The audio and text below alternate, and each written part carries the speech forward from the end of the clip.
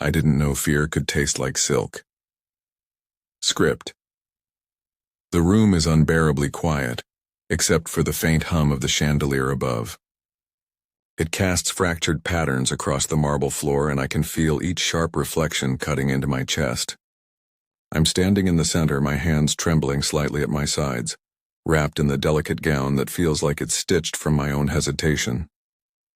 Damien is there. Always there.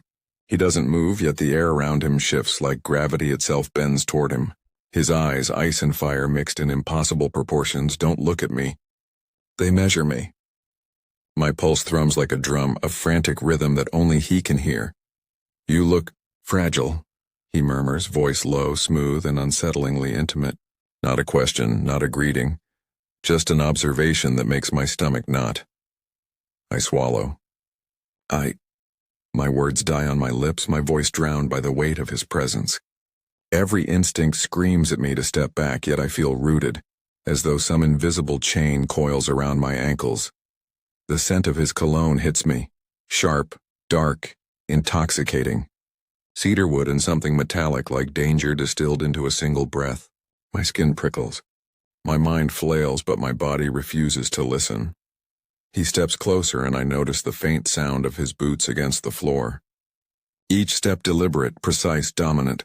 My heart hammers, knowing instinctively that nothing I do will change the path he's already set for me. "You're mine now," he says, a statement, not a threat. My chest tightens, a strange cocktail of dread and something far more confusing coursing through me. I want to hate him. I do, I should.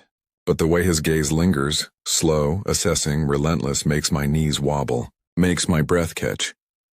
I turn to the window, needing to escape the intensity, needing to remember the world outside this gilded cage.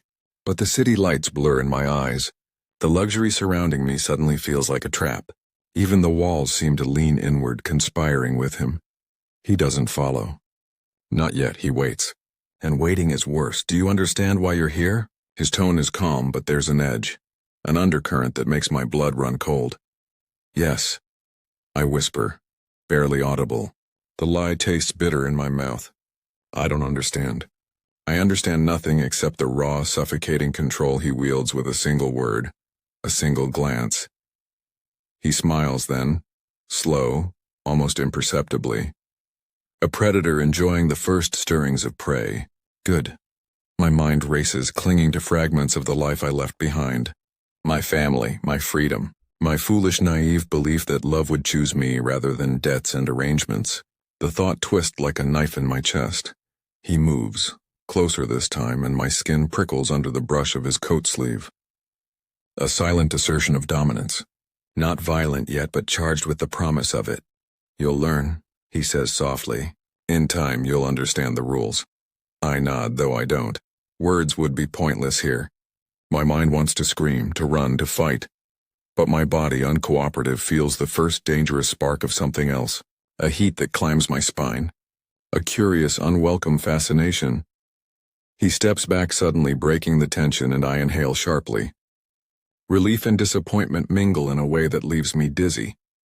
I'm caught in the spaces between his presence and absence, between fear and something dangerously close to desire. Then, just as suddenly, he's gone. The room feels empty, and I spin on my heel, expecting him to reappear, to claim me in some unavoidable way. But the bed waits, pristine, untouched, a symbol of what's to come, of the nights I will not choose and the life I cannot escape. I sink onto the edge, the silk of the gown whispering against my legs. My pulse is a drumbeat loud in my ears. This isn't just a marriage. It's a claim. And I, unwilling and frightened, have no choice but to accept it. For now, the door clicks. My stomach drops. I know he's back. And I know without a doubt that everything I thought I knew about control, about fear, about longing, it's about to be rewritten. He's there again, Damien. The sound of his boots is enough to make my pulse skip. This time he doesn't speak. He just leans against the doorframe, arms crossed, watching me. There's a faint curl to his lips, like he's amused by something I can't see. My stomach tightens, part fear, part something I can't name. I pretend to straighten the sheets on the bed, though I know he isn't judging the folds. My hands tremble anyway. The scent of his cologne hangs heavier tonight, wood smoke and leather mixing with the faint vanilla of the candles I dared light. It's dizzying, intoxicating. I feel as though I'm being pulled into him, even though every instinct tells me to step back, to run. "You think you can escape me?" he says quietly, and the words brush against my ear. Low, intimate, impossible to ignore. I don't. My voice falters. Truth is, I'm not sure what I feel. Fear is sharp, yes, but beneath it, there's this pulse of awareness, this pull I can't fight. He steps closer, close enough that I feel the heat radiating off him, close enough that I can see the gold flecks in his eyes, gleaming like fire in the dim light. My breath catches. My hands grip the sheet, knuckles whitening, but I don't step away. "I can't look at me," he commands, and something inside me trembles at the word. I do. My gaze locks with his, and I realize that being seen by him is like standing naked in sunlight. Even when I am clothed, even when I fight, there is nothing I can hide. The air between us thickens. Every second stretches taut, electric. I can feel the almost touch of his fingers hovering near my arm, the brush of potential that both terrifies and excites. He leans in close enough to feel his warmth but stops, just short of contact. A cruel, teasing smile touches his lips. "You're learning," he says softly, almost kindly, though there's nothing gentle about the truth in his voice. "Learning how to want and fear at the same time." I swallow hard. I don't want. My words break. I don't even know what I mean. He tilts his head, curiosity and amusement fighting in his eyes. "No, or you're afraid to admit it?" The line between us shifts imperceptibly, dangerously. I can feel my pulse in my throat. My body reacts before my mind can process.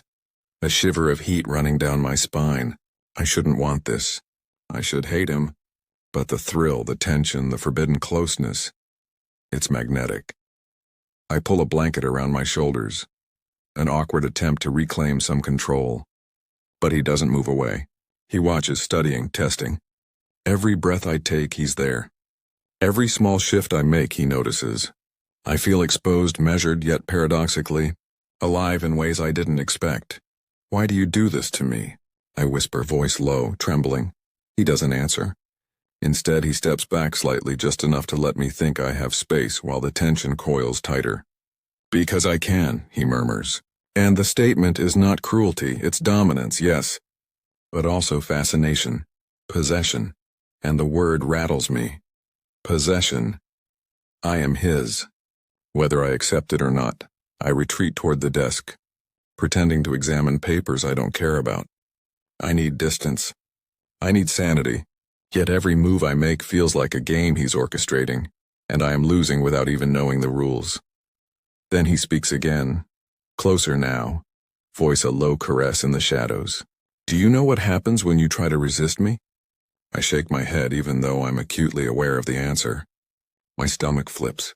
My throat tightens. "You burn," he says almost tenderly. "Inside and out." I shiver, not just from fear, from anticipation, from the forbidden curiosity that refuses to leave me. The candlelight flickers. Shadows dance across the room, mirroring the tension that coils between us. I feel a dizzying pull, an urge to step closer even though every fiber of me screams away. He doesn't close the distance. Not yet. He lingers, letting me feel the weight of his presence, the almost touch, the promise of inevitability, and I realize with a shock that I am both terrified and unwilling to leave. My fingers brush the edge of the desk. My heartbeat hammers in my ears. And then, as if sensing my struggle, he moves just enough to let his hand hover near mine, close enough to ignite but not to touch. A gasp escapes me. My body reacts before my mind does. I want to pull away, but I can't. I want to scream, to tell him to stop, but words fail. He tilts his head again, gold eyes gleaming in the candlelight. "You feel it too," he says. I don't answer. I can't, because I do. And admitting it would mean surrendering in ways I'm not ready for. The tension hangs between us, thick, unbroken, electric. Every breath, every glance, every heartbeat draws us closer to a line neither of us has dared to cross. And I know, soon one of us will. I can feel him before I see him, Damien. The faint scent of cedarwood clings to the air. curling around me, and I sense him moving silently behind the curtain of my own hesitation. My fingers are fidgeting with the hem of my dress, twisting and untwisting, trying to anchor myself, trying to convince my body that it's in control. But it isn't, not tonight, not with him. "You shouldn't be wandering around in the dark," he murmurs, voice soft but carrying that unmistakable edge of command. My words falter. I want to tell him I'm not afraid. I want to tell him I can resist. But the sound of his presence, the way the shadows bend toward him, robs me of courage. He steps closer, and this time, I don't step back. My heart hammers loud and unrelenting. I can feel the heat radiating off him, a magnetic force I can neither deny nor escape. "I want to know you," he says, low and intimate. The words hang in the air between us, more dangerous than any threat, more enticing. I close my eyes, and for a fraction of a second I imagine being seen, not as the naive girl thrown into his world, but as myself, raw and unguarded. My chest tightens and a shiver runs through me, both fear and something far deeper. Then his hand brushes mine. Just the tip of a finger, but it's electric. The shock shoots up my arm, settling behind my ribs like a warning and an invitation all at once. I breathe in sharply, eyes fluttering open to meet his gaze. "You feel that?" he asks. His tone isn't cruel, isn't teasing. It's curious, intimate, searching. "Yes," I whisper. My voice is fragile, barely audible. My heart threatens to betray me with its rapid rhythm. He closes the distance, slow, deliberate. I can see the tension coiled in his jaw, the way his eyes darken with something I can't name. Desire, possession, fascination? I can't tell. I don't want to. Then, impossibly close, our fingers intertwine. My skin tingles at the contact, every nerve alight. His thumb strokes the back of my hand, a small gesture, almost innocent, but it makes my chest ache. "Emma," he whispers, and hearing my name on his lips feels like fire tracing down my spine. "I need you to trust me. I want to argue. I want to pull away, but my body refuses. My heart refuses. The vulnerability, the intimacy, the sheer proximity. It's intoxicating, and I realize with a jolt of panic and desire that I do trust him, or at least I want to. He leans closer. My breath catches. Our foreheads nearly touch. The scent of him, the sharp, intoxicating cedar and metal floods me, makes my knees weak. I start, voice trembling. But words fail. My confession dies on my lips. I don't have to finish it. He can feel it anyway. He always feels it, then his lips are on mine. Just a brush at first, tentative, testing, igniting. My body melts into the moment, trembling with anticipation, desire, and fear. My hands rise instinctively, resting on his chest, feeling the strength beneath the tailored suit. The warmth, the undeniable pull. It's a kiss that speaks more than words ever could. Promise, warning, obsession, and connection, all wrapped into one breathless moment. Every nerve is alight, every thought evaporating into the charged air between us. But then, the sharp sound of a door creaking breaks the spell. My chest tightens. He pulls back instantly, gold eyes blazing with a mixture of frustration and calculation. I gasp, heart hammering. "Someone," I begin, panic rising. He silences me with a finger to my lips, gaze intense. "Not yet," he hisses, almost to himself. "Not yet." The moment hangs suspended, broken but alive, like fire caught behind glass. My pulse races. My mind spins. And I realize just how much I've crossed, how much I've felt, and how impossible it will be to go back to pretending. He steps away, but not completely. Close enough that I can still feel his presence. Close enough that I can still feel the electricity sparking between us. The almost touch, the almost confession lingers. I sink to the edge of the bed, fingers trembling. My body aches, my heart races, and my mind swirls with 1,000 conflicting emotions. Fear, desire, longing, resistance, surrender.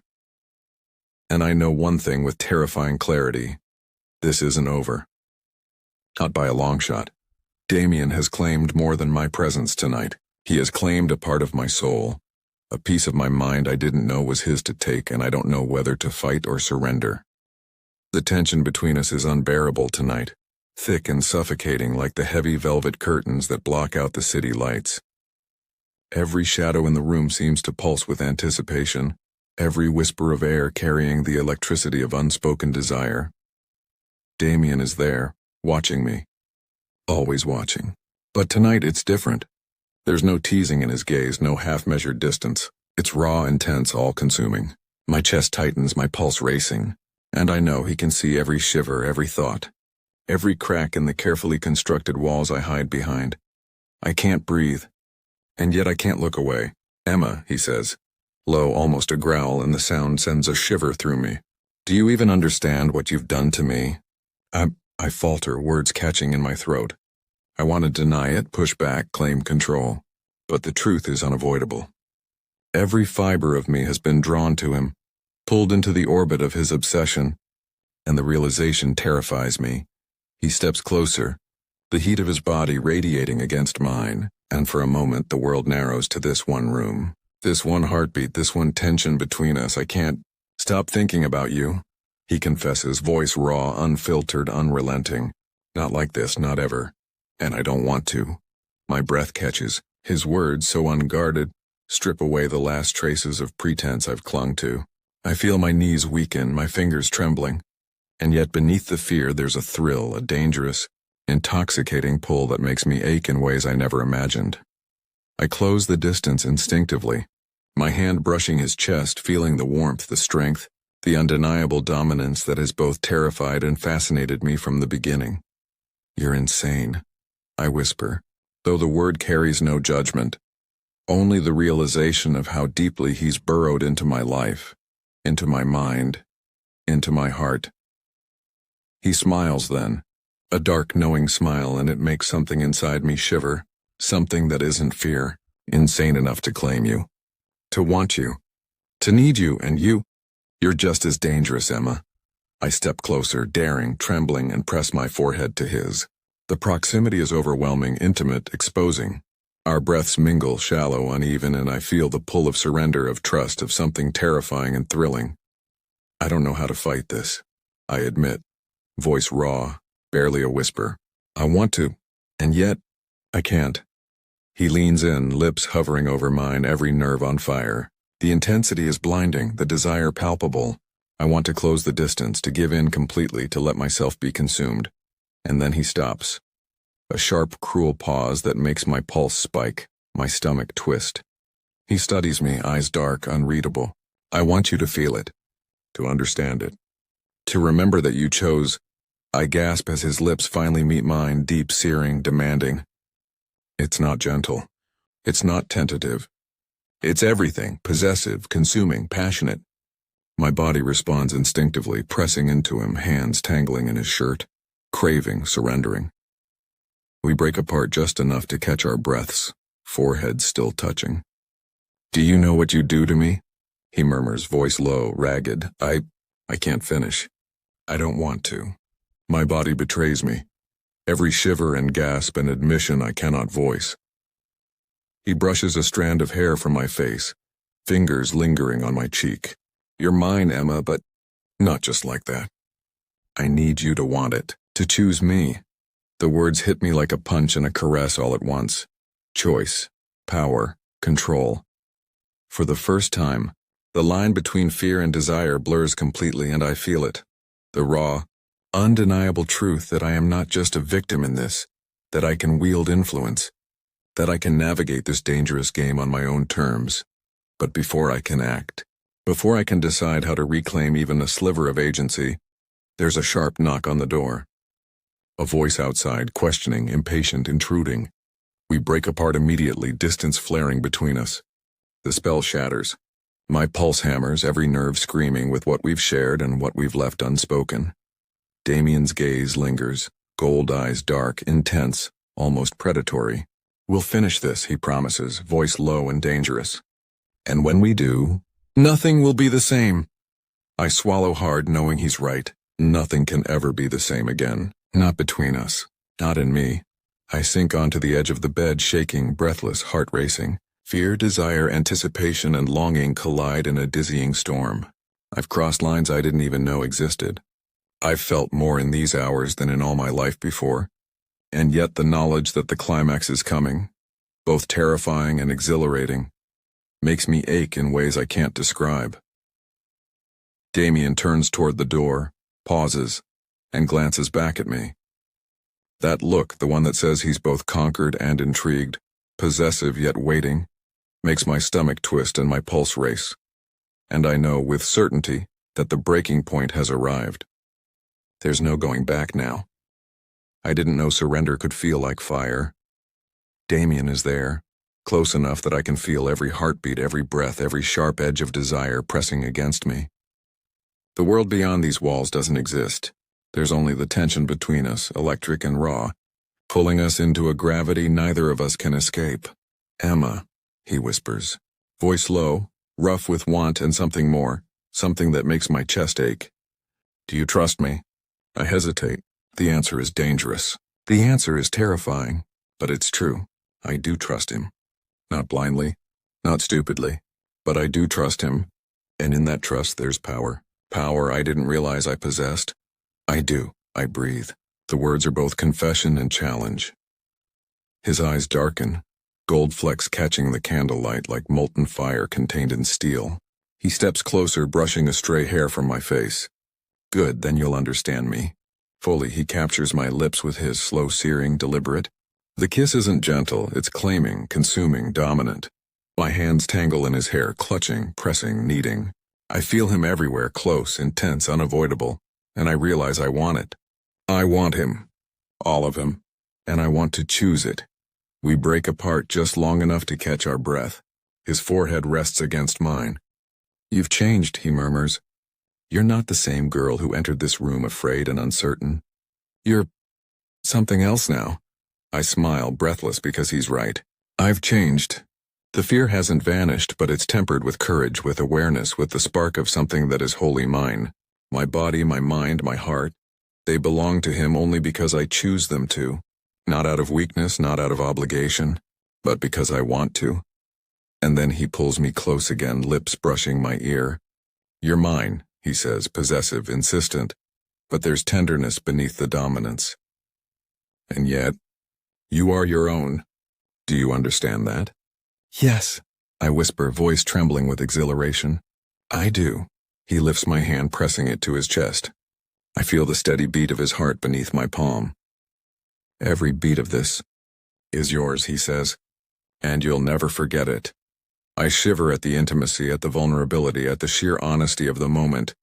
Every word, every touch, every glance between us is a declaration, not of control, not of fear, but of connection, of choice, of a bond forged in fire and shadow. We move together closer, the lines between surrender and power blurring until they vanish entirely. His hands trace the curves of my body, but it's not just possession.